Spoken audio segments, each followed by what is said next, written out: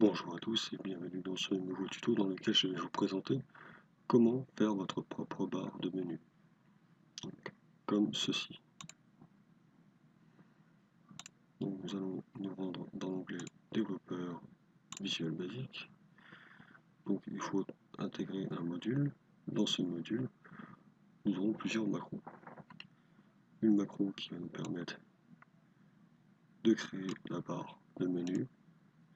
Une autre très courte qui va nous permettre de la supprimer à la fermeture du dossier.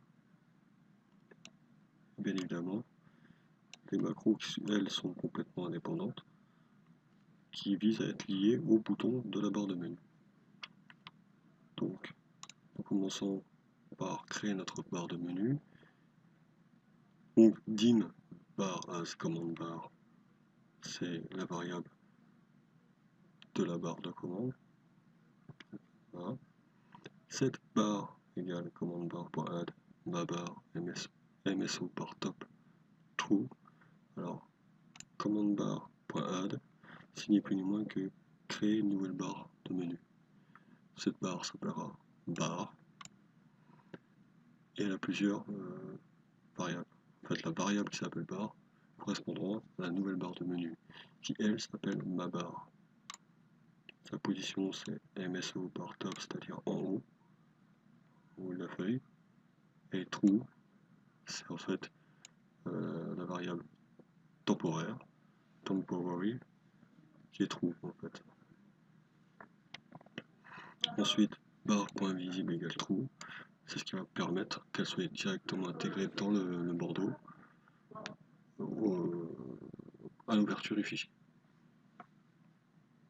Set menu égale barre.control.add MSO control pop-up. Donc il y a différents types de barres de menu. Donc là, ce qui nous intéresse, c'est un type de barre de menu déroulant. Donc cette barre de menu déroulant, c'est MSO control pop-up. Une fois qu'on a créé notre barre, et dans cette barre, on a défini le type de bouton que vous voulez.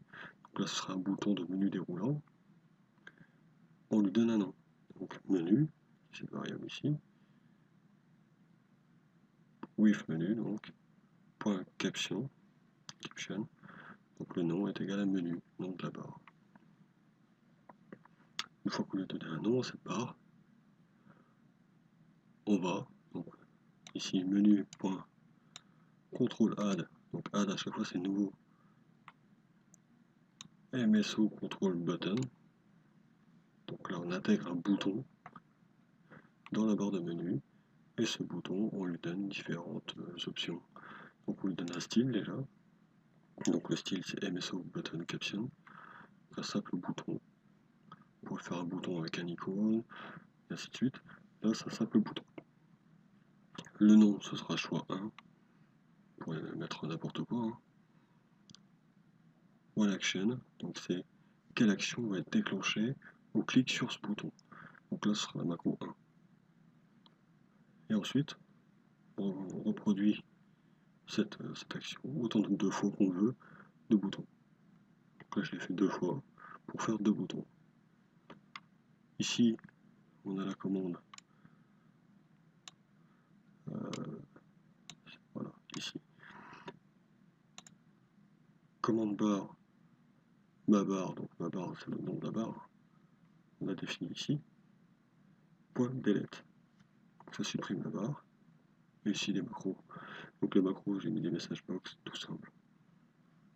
Ensuite, on utilise workbook, important. Donc, private sub workbook before close. Donc, avant la fermeture du classeur, il enclenche la macro supr. La macro supr, qui se trouve dans le module 1 et qui permet de tout simplement supprimer la barre de commande qui porte le nom ma barre. Par contre, private sub workbook open, à l'ouverture du fichier, il enclenche la macro qui porte le nom mon menu, qui se trouve dans le module 1, mon menu, qui consiste à créer la barre de qui de type menu déroulant dans lesquels il y a 2 boutons. ce qui a pour effet de créer, dans une barre complément, un menu.